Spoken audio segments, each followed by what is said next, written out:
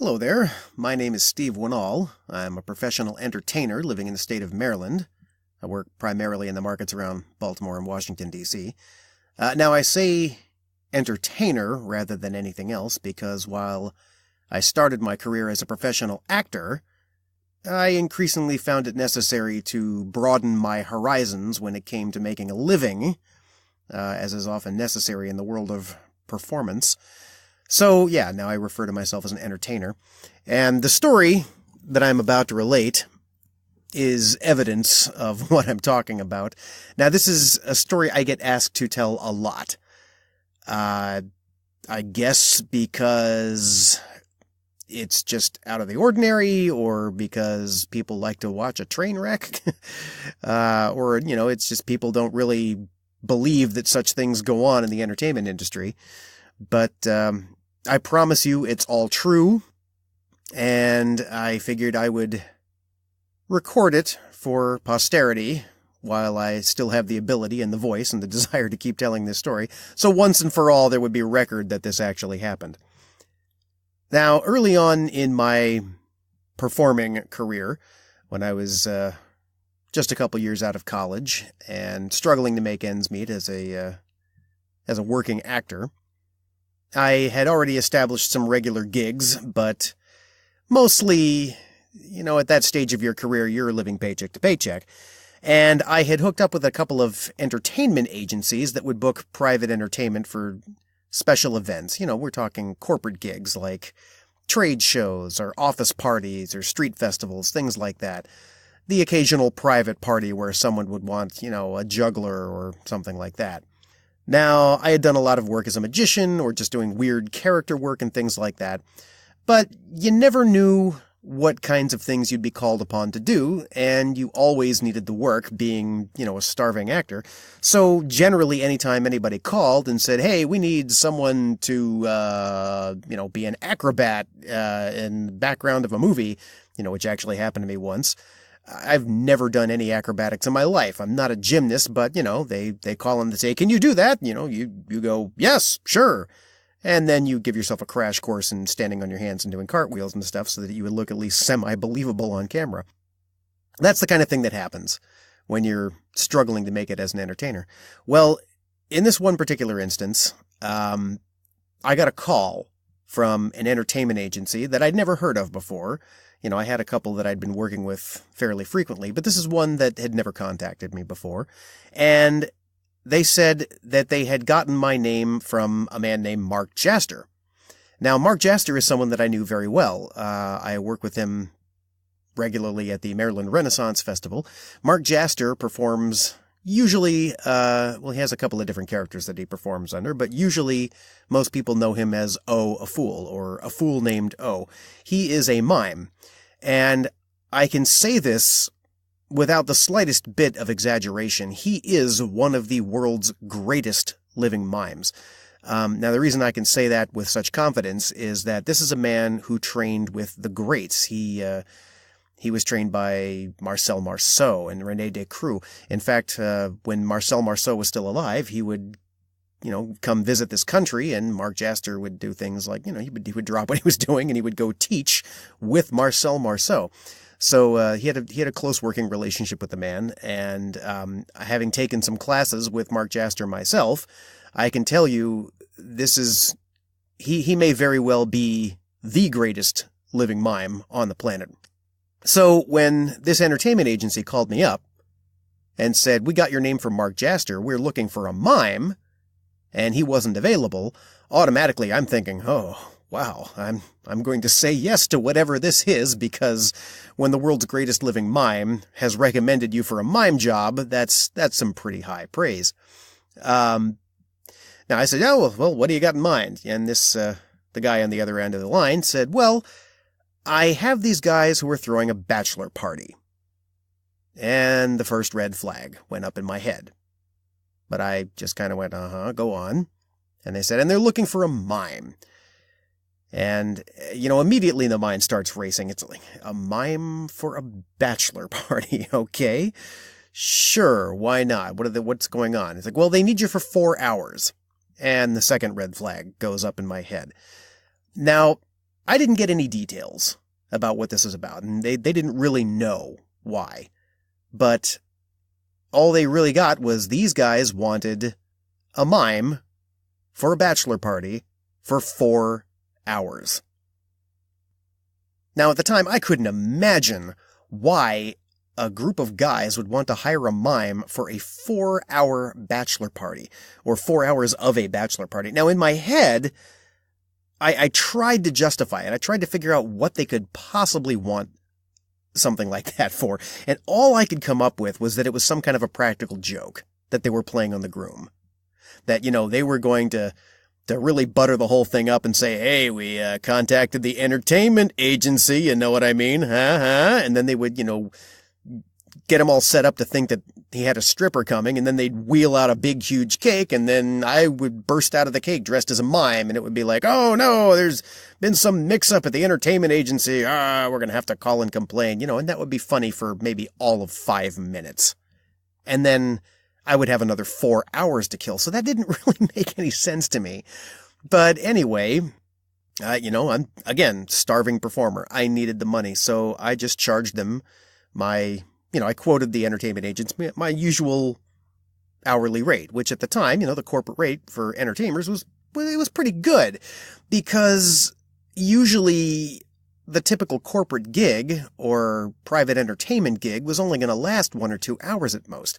So, you could have months go by where, you'd maybe work 2 or 3 times a month, and, you'd get anywhere from $600 to $800 worth of work out of it, or you'd work for 1 hour a month and you'd be starving, so that's what I mean, living paycheck to paycheck. So when the opportunity comes along to get that hourly rate for 4 hours, you kind of don't question it. But I quoted my regular hourly rate, and the entertainment guy said, oh, I don't know, that might be a little bit out of these guys' price range. I think they're kind of on a budget, but I'll tell them the quote and I'll get back to you. And I was like, okay, sure, no problem. And I hung up the phone thinking, I'm never hearing from that guy ever again. Well, a day went by, and didn't hear anything until I got a call from another entertainment agency that I'd never heard from in my entire life. And wouldn't you know it, this guy says, yeah, we got your name from Mark Jaster. He recommended you because we're looking for a mime. And all of a sudden I'm a little wary and thinking, oh, do tell, what kind of a thing you got going on? And they said, well, we got these guys having a bachelor party. I'm like, really? Okay. So these guys, immediately became clear, were shopping around. And of course, every entertainment agency in the area, they have in their database, well, who do we have that can do mime? Well, Mark Jaster, he's going to be the first name that comes up in every single query on that sort of thing. And he was obviously not available for this gig, or more than likely he just didn't want to do it. And he recommended me, and so all these agencies would call me. So this time I quoted them a slightly higher price. And they're like, okay, we'll get back to you. And I think it maybe even, another day went by and maybe another agency called me again. And it was, I just kept jacking the price up every single time someone called. So I realized every time somebody would call a new agent, these guys would call an agency, and they would all go to Mark Jaster. Mark Jaster would refer to them to me, and I would jack up the price a little bit. So I was effectively engaging in a bidding war with myself. Until finally, by the end of the week, the original entertainment agency called me back. And they said, yeah, these guys, they called around a little bit, but I think they decided they're going to go with you. And I said, well, that's a wise choice. So I got the mime gig. Now, this gig, I already had 2 red flags going on. Mime at a bachelor party for 4 hours. That was already some warning signs there. But then the next thing I'm told is like, yeah, it's going to be on a Saturday night and it starts at 10 p.m. And the 3rd red flag goes up. So now I'm thinking, well, that's a day where I've got a lot of gigs going on already. And this is going to be another gig starting for 4 hours at 10 p.m. And I'm going to be at the end of a long day of performing gigs, and I'm not going to be done until 2 in the morning. But again, this was a lot of money we were talking about. So I just shrugged and said to myself, all right, I'll get through it. So the day of the gig arrives. I've spent all day performing at other venues. I don't remember exactly where. And I'm in my car, and I've got my mime outfit on, which consists of, just black slacks and a black turtleneck, and I've got my beret or my derby hat or whatever it was ready to go, and I've got my makeup kit with me so I can get into whiteface in a parking lot. And I'm driving on the way, and I've got the address, and I'm just trying to find this place. And while I'm on my way there, the agency calls me up, and the contact says, yeah, listen, I've talked with these guys on the phone, and they're already there, and they're already starting to party, and I think they're already getting kind of happy, if you know what I mean. So they might be quite drunk by the end of the night, so I told them I want them to give you the check up front, because otherwise they're going to forget to pay you, and that would be bad for all of us. I'd rather not have to hunt these guys down later to get the money out of them. And I thought, well, yeah, that's pretty wise. So the agent said, well, tell you what, just get the check from them. If you could be so kind as to just pop it in the mail to me, and then I will cut you your percentage, and we'll call it a day. I was like, all right, sure, I can do that, no problem. So I continue driving to the event. And as I'm driving in, it's taking me into the city of Baltimore, and it's a bad neighborhood. This is not the uptown area of Baltimore. This is not the harbor. This is one of the really, really, bombed out, demilitarized zone neighborhoods of Baltimore. And it's just getting worse as I drive in. And I'm looking at the directions, and I'm getting closer and closer. And I'm like, oh my gosh, it's in this neighborhood. This is terrible. I'm going to be a mime in this neighborhood.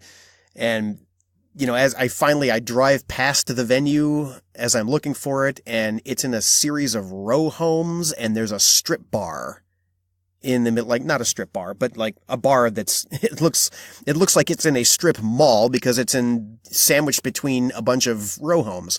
It's just this tiny little hole in the wall bar, this total dive. And the place is so small that people have spilled out onto the street with their open containers of alcohol. And, they're causing a general public disturbance, but, the cops don't care because they're busy having high-speed chases up next to me, chasing down wanted criminals, I guess. And, as I drive by, half of these houses are boarded up. One of them has actually collapsed and is just a gigantic pile of bricks. I witness a drug deal going down on the corner, and I'm already thinking, oh boy, I'm not going to get out of tonight alive. But I pull into the vacant lot parking area across from this bar, which is just a gravel lot roped in by chains. And I maneuver past the needles that are on the ground, and I pull into a parking space, and I take a deep breath, and I open up my makeup kit, and I smear whiteface all over, and I do a really good job with my makeup. I'm a professional, and I look really good. But then I say a little prayer, and I step out of the car, and I start walking down the street toward this bar, because, I'm going to do this gig. It's a lot of money. And as I get close to this bar, I'm across the street from it, I start hearing all these people going, no way, it's a mime, look at that! And, I automatically just go into character, and I start pretending to, I cross the road, and I start pretending to dodge fake traffic and all that stuff, and I just walk up to this crowd of people who are half drunk, and I just start doing mime. And, I've already made up my mind at this point that I'm just going to stay in character. I am not going to talk to anybody. Any information that needs to be relayed professionally, I can do it in mime because I don't want any... It's a lot easier to just have that sort of... that front of a character that you can hide behind when you're in an uncomfortable situation like this. So I'm there for a couple minutes, just kind of easing the awkward transition of this was just a party in a bar to there, now there's a mime. And then after a couple minutes, this guy pulls me aside and he says, hey, I'm the best man. I'm your contact here.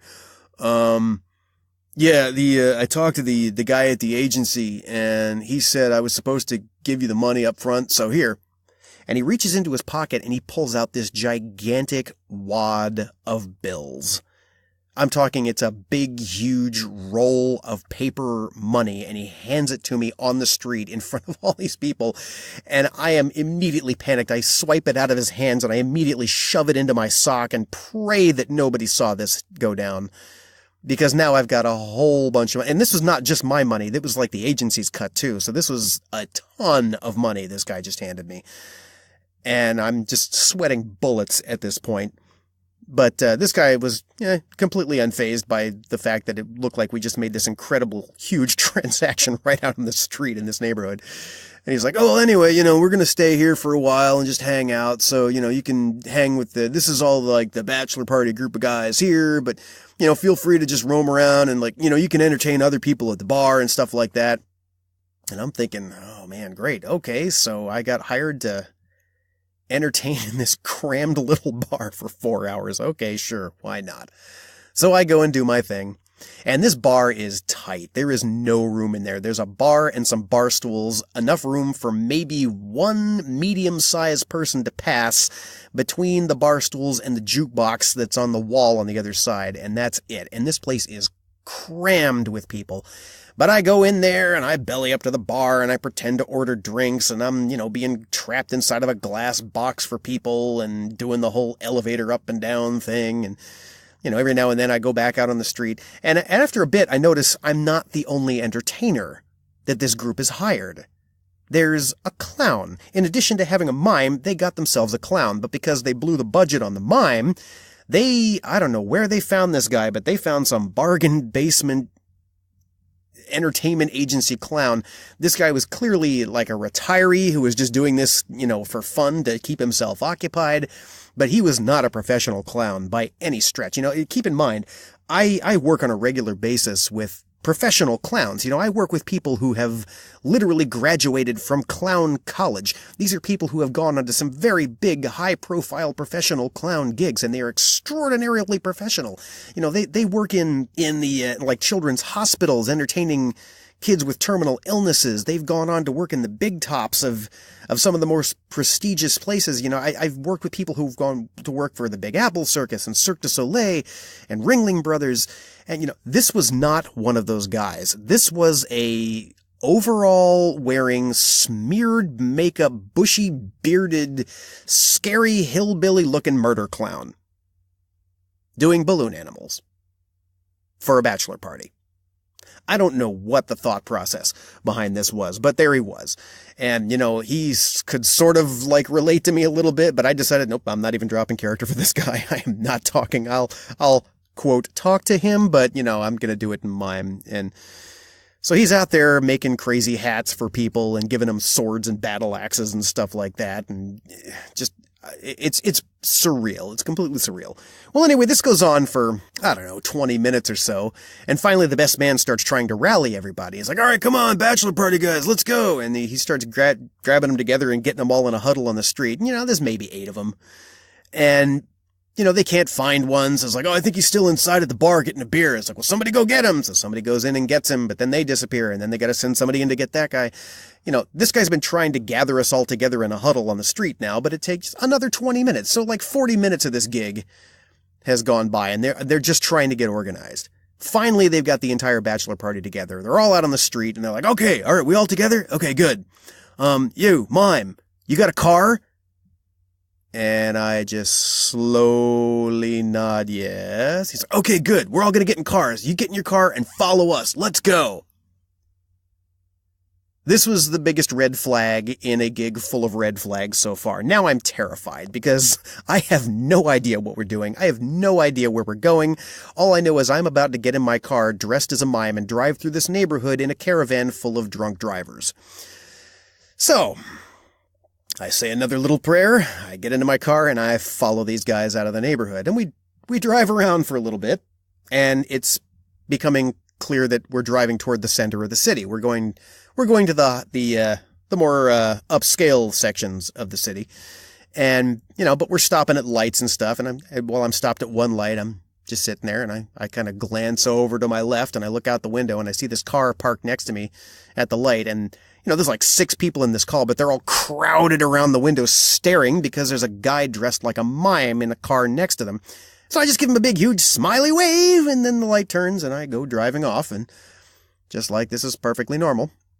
Well, I follow these guys all the way into the city, and we go to this area around the harbor of Baltimore called the Power Plant. Now, this is an area where there's a whole lot of clubs, and the nightlife is really hopping. And, I follow these guys as they pull off on the side of the road when we get close to this place, and the best man comes wandering over to my mirror, or my window, and he says, hey, go and park in that parking garage there. We're all going to park, and then we're going to meet on this street corner right here. So I'll just save your ticket, and I'll pay your parking for you, and then and we'll all meet right here. So I'm like, sure, whatever. So I go into this parking garage, I park my car, and I get down to the street corner, and apparently I'm the only one who found a space, because a long time goes by, and these guys aren't there. I'm on the street corner alone, dressed as a mime. And people are walking up and down the street past me, because they're all going to the clubs, they're out to have a good time. It's a Saturday night. And, I'm sitting here dressed like a mime, and people are like, hey, there's a mime on the street corner, so I figure, hey, screw it, I'm just going to start doing some street work. So I just start performing on the street corner like mimes do. And, I get crowds around me and people are loving what I'm doing. And I'm like, I can't believe I'm getting paid to do this for a bunch of guys who aren't even here right now.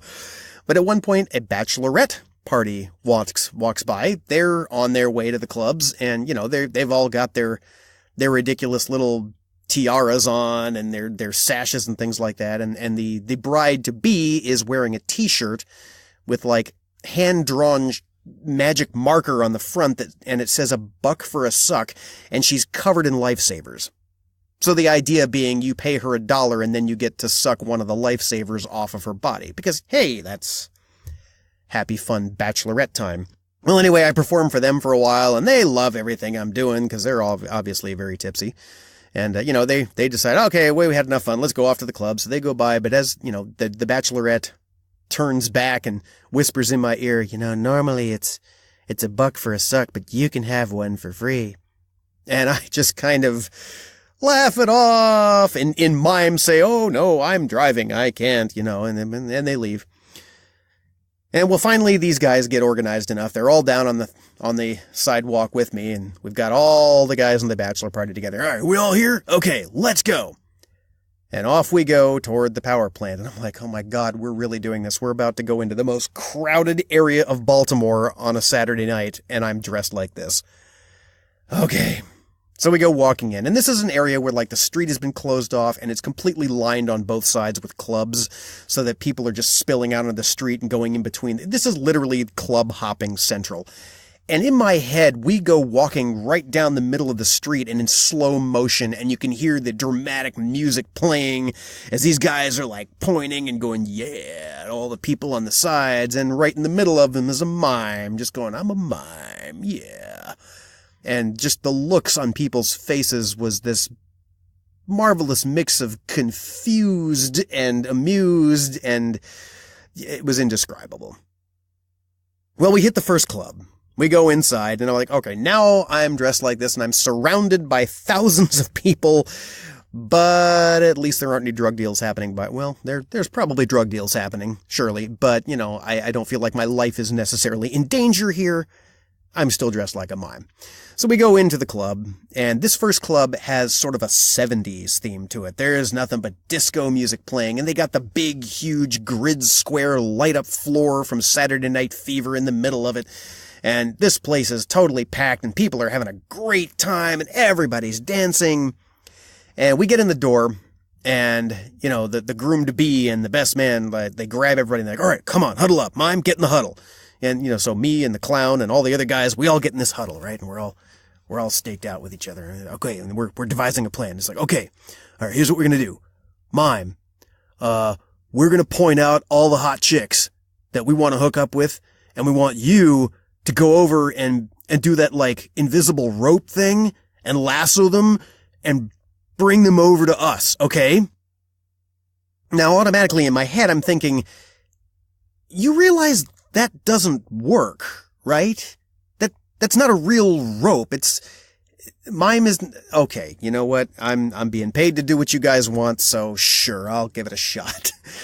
And so now, we're in stage 2 of this brilliant plan of theirs, where they're scoping the place out. They're looking at this buffet of really, really hot women, and they're making their decisions. And finally, the first guy's like, okay, there, that one. I want that one. Go get that one for me. And, just the disturbing, bizarre misogyny of this is not lost on me. But I'm like, okay, I'm just going to do my job. So I go sauntering over to this woman that this guy pointed out. And she's, in a crowd of, like, she's got all her girlfriends there with her. They're all, they're all these, like, cute 20-something girls in their short black skirts, and, they're out there partying and having a good time. But I go over to the one, and they see me coming and like, oh my God, it's a mime. But I just, in my best super suave mime, I go up and I start, quote, chatting this woman up, completely wordlessly and silently. And they're loving it. They are eating it up. They think I am just a cat's meow. And I'm like, hey, I've got some game as a mime. What do you know?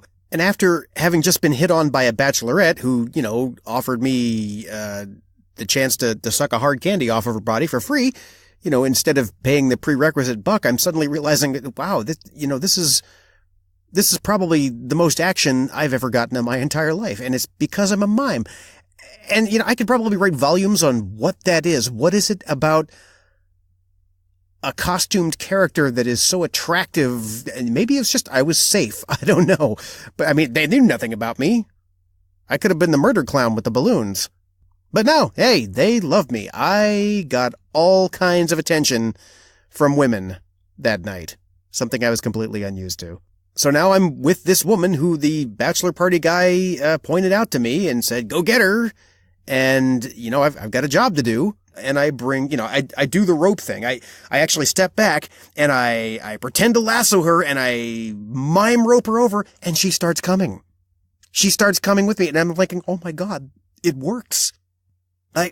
This actually works. It's like I discovered this new superpower I never realized I had. I can pull people with a mime rope. So she just comes over to me, and so I bring her over to the guy who pointed her out, and in mime, I start chatting this guy up. I start talking about the finer points of this man and, just how well endowed he is and all these other things in mime, and she goes with him.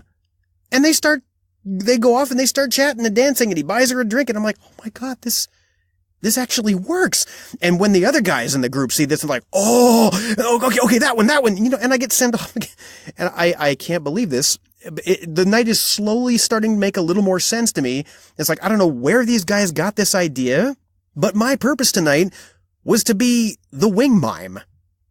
I am their wingman dressed as a mime. They wanted a mime to be their wingman because they thought I would be able to approach women easier than they would. And in their bizarre wisdom, they were right.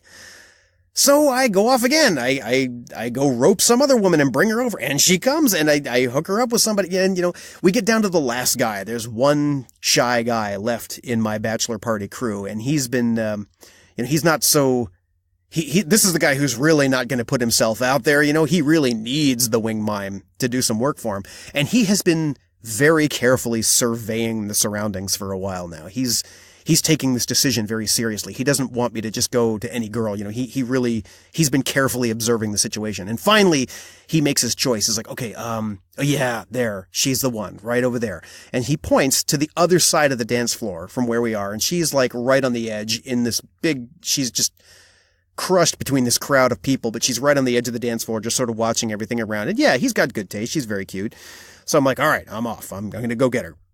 Now, the only way to get through was to just cut straight across the dance floor. That was the direct line. So I'm just like weaving in and out between people and just sort of dancing as I go by, like goofy dancing while just to make it look like I'm in place. But I get to the center of the dance floor and suddenly I'm stopped because the crowd has parted like the Red Sea. They have completely cleared the dance floor and they've enclosed me in. They've circled the entire thing. And the next thing I know, I'm out there all alone on this flashing dance floor with loud music playing and 200 people surrounding me screaming, "Go Mime! Go Mime! Go Mime!"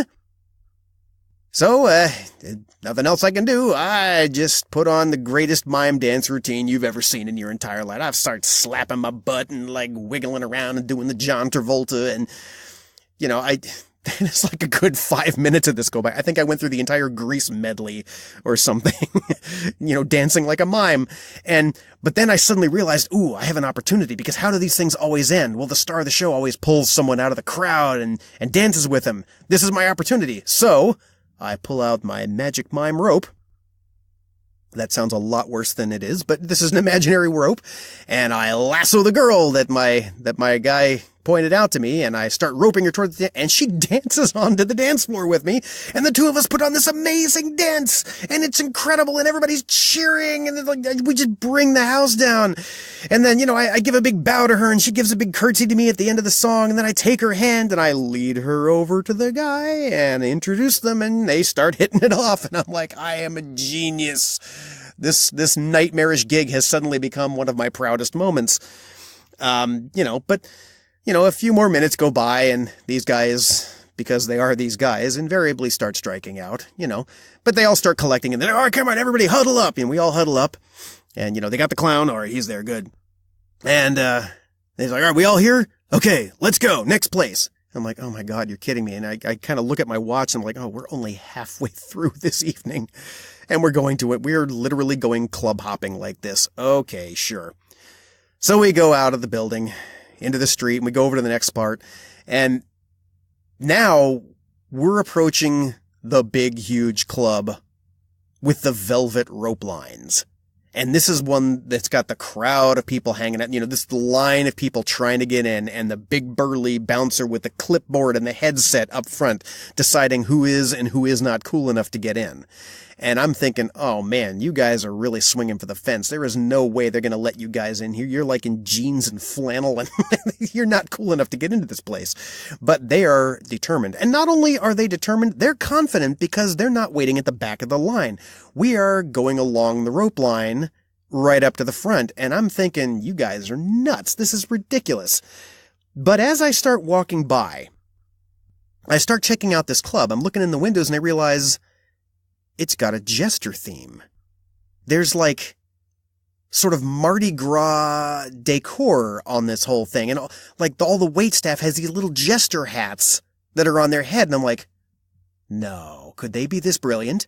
And we get to the front of the line, and the bouncer with the clipboard looks up, and I swear the look on his face is this big sigh when he sees this guy's coming. And I immediately start piecing together a story that's like, these guys have tried to get in here before, and they've failed every single time. But this time, they came with their own mime. They've got a clown making balloon animals, and he sees them coming and gives them the face, but then they push me to the front of the line, and this guy takes one look, and without a word, reaches over and unhooks the velvet rope line and lets us right through ahead of everybody else. I kid you not. I am absolutely shocked. And now I'm thinking, now the entire evening makes sense. These guys have tried to get into this club, the greatest club on the block, all this time, and they've never been able to get in. I was hired to be their ticket into this place on the one night they really needed to get in for the bachelor party. Everything suddenly became crystal clear. So now we're in the club, and this place is amazing. It's got this long bar that snakes around the entire place. It's got a big, huge dance floor. There's a long brass bar on the ceiling that follows the snaking bar around so that women can hang onto it and dance on top of the bar the whole time. There's a separate mini bar in every single corner of this place, and they all have different themes. One of them is like the country bumpkin corner, where there's like a bunch of straw bales and a big, huge tin wash tub full of beers. There's another one that's the science lab, and it's got a bunch of beakers full of some kind of glowing alcoholic liquid in it. And, we're in this place, and we huddle up. And, it's the same plan. We need you to rope us some women. So I'm like, all right, I'm on it. And, boy, I get to work. And, at some point, I look over, and the clown is still there, but he has long since run out of balloons. And more so than that, his horrible makeup job that he had to begin with, this terrible murder clown, like, it started to melt, and because he's got a big bushy beard, that makeup's only got one place to go, so it's all collected in his beard, so he's got this runny, horrible, streaky makeup and this grotesque rainbow-colored beard, and he's just sitting on one of the hay bales in the corner in his overalls, completely out of balloons and looking dejected. I'm like, well, I guess that guy earned his money. And I'm getting all the women together, and I'm hooking them up. And, these guys are still striking out pretty much. And so they make the big mistake of, well, I'm going to start hitting on the waitress because, the waitress is always going to give you attention because they're trying to sell you drinks and stuff. And, they're paid to be nice to the customers. And somehow guys just don't realize, no, they're not actually into you, dude. Do something else. But they're determined, and they're all like, come on, have a drink with us, have a drink with us. And this one waitress is, now, and here's the crazy thing. I'm a huge hit with the waitstaff. I'm a huge hit with everybody there. They can't stand these guys, but they love me. Like, one of the waitresses from afar realizes, oh, he's a mime, he doesn't talk, but I'll bet he understands sign language, because apparently if you're mute, that means you automatically do sign language. Now, as luck would have it, I do know some sign language, so she starts talking to me from the other end of the bar in sign language, and I can understand. She's asking me what my name is, so I'm like, oh, and, finger spelling, I just spell out, my name is Mime. And, so I've got a great rapport going with all the waitresses. But they're pressuring one. It's like, come on, have a drink with us, have a drink with us. And finally she goes, all right, fine, I will have a drink with you guys if the mime has a drink with us.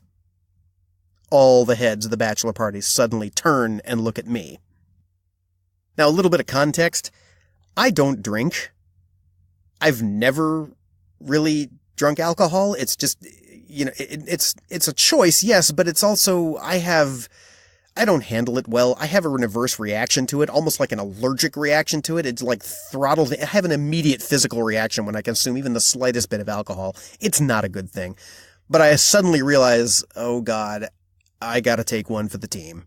Because they're really determined to win favor with this waitress, and they're paying for a drink for me as they speak. Okay, sure, here it comes. So, it's one of those test tubes from the science lab corner, and this thing is like, it's a vial of glowing red liquid. I have no idea what's in this. All I know is it's alcoholic, and it's glowing. But we've all got one, and, the waitress has got one, so we're all like, okay, here we go, yeah, throw it back in! Everybody drinks, and I down this thing all in one go, and, the first thing that hits me is sugar. This thing is so filled with sugar, like my jaw locks up, and it's like, you can practically feel the granules crunching in the teeth, and then the next thing that hit me is the alcohol. It just burns all the way down the throat, and I'm pretty sure I just physically shuddered, and it was awful. It was so bad. But these guys were really thankful because, I took one for the team and figured, all right, well, I'm doing my job as a mime here. And the night wears on, and I start getting these guys hooked up again. I start roping in some women for them, and they get off on the dance floor. And after a while, I realize now it's actually working. These guys are actually, I'm hooking them up with women, and these women are actually staying interested in these guys. Now, I don't know if everybody has just gotten more drunk. I don't know if the guys have gotten more charming as they've gotten drunker, or the women have gotten drunker as the night has gone. I don't know. Not my problem. All I know is that I have been a successful wing mime. These guys are all hooked up with women. They're all happy. So I get the last one out on the dance floor. I finally have a moment to myself. I turn around to go sit on the hay bale next to the murder clown, I guess. And I bump into somebody's chest. Like, I turn around and boom, there is just chest right at eye level. And I slowly lift my head up. And there, right in front of me, is a giant. He is like a 6.5-foot tall bouncer. He's dressed all in a black t-shirt. The guy is hugely muscle-bound. He's like an inverted pyramid. He's a man with a shaved head and dark sunglasses and an itty-bitty little jester's hat kind of barely hanging on to the side of his head. And I just sort of smile and wave. He never breaks this scowl on his face. He's got this very severe look on his face, but he slowly leans down. And he calls into my ear over the music. And he says, "Normally, we only let the women get up on the bar and dance, but the management has informed me that you can get up there if you want to. So, mime on a bar, because why not?" Now, by the end of the evening, these guys are all really happy. It's finally winding down. We're in the last few minutes of this 4-hour hellish gig. And these guys are real amiable drunks. Like one of them's got his arm around me and he's saying, "I just want you to know that you are the best mime I have ever met. and you need to come and hang out with us sometime. Not as a mime. You can take off the makeup and talk and stuff and just come hang out with us, And I'm, doing my best to big smiley face, oh yeah, sure, while thinking you guys are never gonna see me again. Never ever. I somehow get out alive. I assume these guys got home safely. I don't know how. I never wanted to ask. I get home and I get on the phone with the agent, the next day, because it was well after 2 a.m. when I got in. I explained the whole gig to him, and he was incredulous, oh my God, I can't believe that actually happened. I am so sorry. And I said, yeah, I've got a wad of cash here. What do you want me to do? And he's like, all right, tell you what, just take your cut out of it and snail mail me the rest, okay? So sure, yeah, no problem. So we all got paid. Everybody got out alive. Pretty sure a few of these guys got laid. All thanks to the Wing Mime. Thank you very much, Mark Jaster. Peace.